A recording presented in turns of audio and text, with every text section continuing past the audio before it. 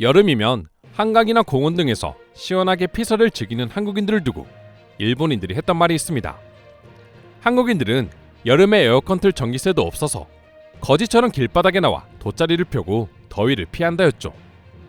더 충격적인 건 일본의 유명 언론사들조차 마치 이게 사실인 듯 뉴스 기사로 해당 내용을 내보내기도 했다는 점입니다. 이처럼 일본인들은 자신들의 처지는 생각도 하지 않은 채 항상 한국인들은 가난하다고 해외 커뮤니티를 중심으로 말하고 다녔습니다.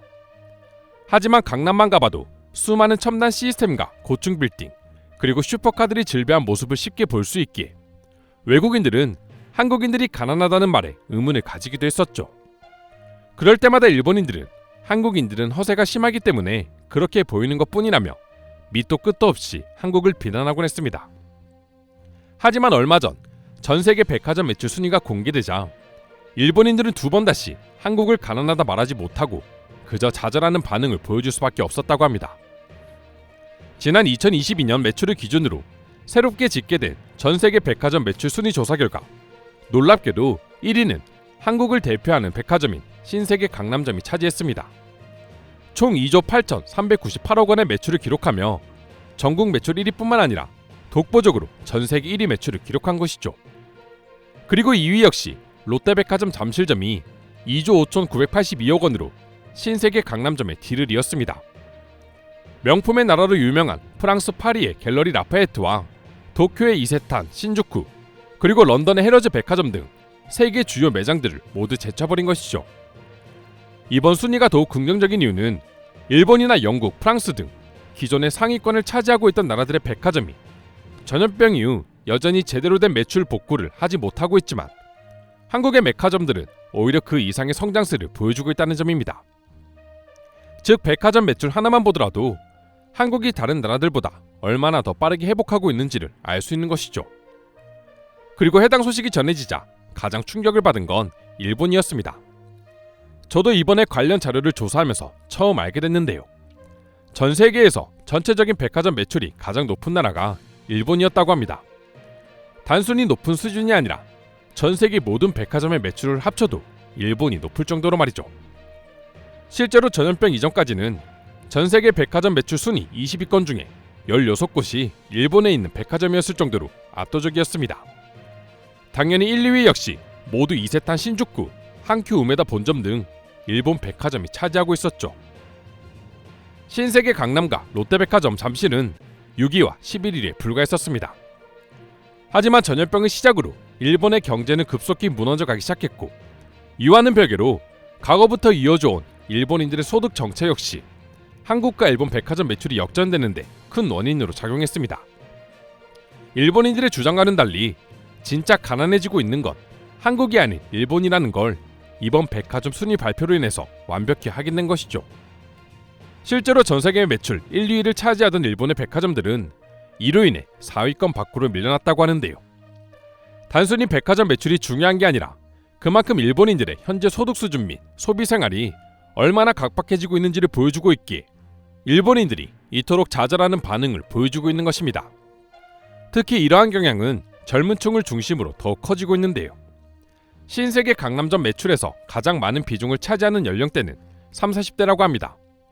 반면 현재 일본의 30, 40대들은 오르지 않는 월급과 전염병으로 인한 일자리 실종, 그리고 자식에게 들어가는 비용 등으로 인해 백화점 쇼핑은커녕 제대로 된 외식도 못하고 있습니다. 한국의 젊은이들이 전기세가 없어 원룸에 에어컨도 틀지 못한다더니 실상은 일본이 훨씬 최악에 직면하고 있던 것이죠. 게다가 임금은 한국보다 점점 낮아지고 있는데 교통비나 전기세 등 기본 생활비는 훨씬 높다 보니 당연히 쇼핑을 할 수 있는 사람들의 비중이 훨씬 낮아지고 있는 것입니다. 지금까지 일본 백화점들의 매출이 압도적일 수 있었던 이유는 과거 버블 경제의 영향이 큽니다. 버블 경제 당시 일본의 길거리에는 명품으로 치장하며 사치를 부리는 사람들과 유명 외제차들의 행렬이 끊이지 않을 정도로 일본인들은 돈을 쓰는 것을 주저하지 않았는데요. 그렇다 보니 백화점을 비롯해 온갖 유흥주점들은 엄청난 성장을 보여주었죠.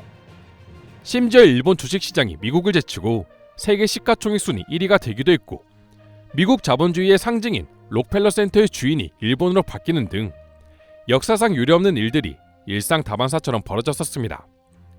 하지만 호황도 잠시 이후 일본은 호황 그 이상으로 나락에 빠졌습니다. 버블 경제가 순식간에 꺼지면서 경제 암흑기에 들어선 후 엎친 데 덮친 격으로 고베 대지진과 아시아 외환위기, 동일본 대지진과 후쿠시마 원전 폭발 등 경제가 회복될만 하면 터지는 위기로 인해 그야말로 잃어버린 30년을 보내게 되었죠.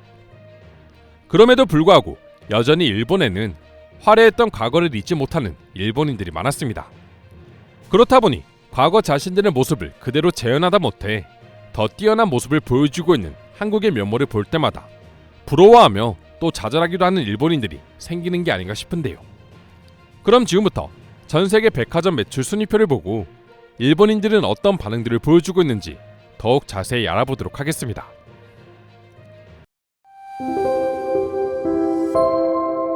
지금 한국의 성장은 일본의 버블 경제만큼이나 호화로워 보인다. 물론 한국의 성장에도 거품이 끼어있는 것은 사실이나 일본처럼 대응이 불가능할 정도는 아니라고 봐.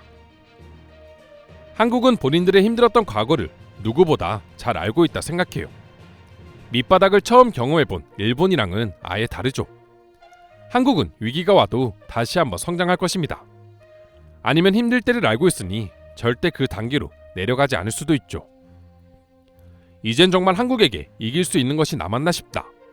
물론 몇몇 분야에서는 일본이 뛰어나지만 그건 역시 현재 잠깐일 뿐이고 시간이 더 지나면 한국이 금세 추월해버리겠지. 일본은 글렀어요. 발전할 생각이 없습니다. 현재 기성세대들은 현실에 안주하고 젊은 세대들은 투정만 부리며 자기 개발도 하지 않죠. 백화점 쇼핑은 무슨 당장 먹고 살 돈도 없다. 난 정말 열심히 일해왔다고 자부하지만 일본의 경제와 함께 나의 20년은 사라져버렸다. 한국을 부러워할 필요는 없지만 일본이 바뀌어야 된다는 것은 확실합니다. 배울 건 배우는 자세가 필요해요. 한국인들이 사치를 부린다고? 이젠 빚도 재산인 시대다. 사치도 부릴 수 있는 상황이니 가능한 거야. 일본인들은 억지로 시켜도 못하는 게 사치야. 대학교 시절 도시락으로 연명했고 우여곡절 끝에 취업을 해서 이제 생활이 나아지나 싶었지만 여전히 내 인생은 도시락 없이 살 수가 없다. 부모님 세대는 백화점 쇼핑이 일상이었다고 하는데 상상이 가지 않는다. 한국의 지금 모습이 과거 일본의 버블 경제 때와 비슷한 것 같네요. 좋아 보이지는 않습니다. 일본인들은 남탓만 하고 있다. 기성세대들은 왜 우리가 살던 시절처럼 하지 못하냐며 젊은 세대들을 구박하고 젊은 세대들은 과거를 잊지 못하는 기성세대들을 한심하게 생각하지. 한국의 경제 성장에는 기성세대들의 엄청난 희생이 따랐죠. 지금 한국의 젊은 세대들도 이것만큼은 인정합니다. 버블 세대를 살아온 이들에게는 배울 것이 없다. 당시 부자라는 사람들 중 태반이 파산되었고 거짓 신세가 되었지. 한국 백화점은 모든 세계 명품 브랜드들이 입점을 노리는 대상이 되었죠. 한국 백화점에서 통하면 다른 곳에서도 통한다는 것이 기정사실처럼 여겨지는 판국입니다. 그만큼 현재 한국의 위상은 일본과는 수준이 달라졌어요.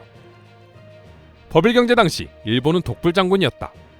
물론 그래도 될 만큼 엄청나기도 했지만 결국 무너졌을 때 후폭풍 역시 오롯이 일본이 감당했어야 했지. 이상으로 한국과 일본의 백화점 매출 변화에 대한 일본인들의 반응 살펴보았습니다. 오늘도 끝까지 영상 시청해주셔서 감사드리며 여러분들의 구독과 좋아요는 영상 제작에 큰 힘이 됩니다. 이상 종크TV였습니다.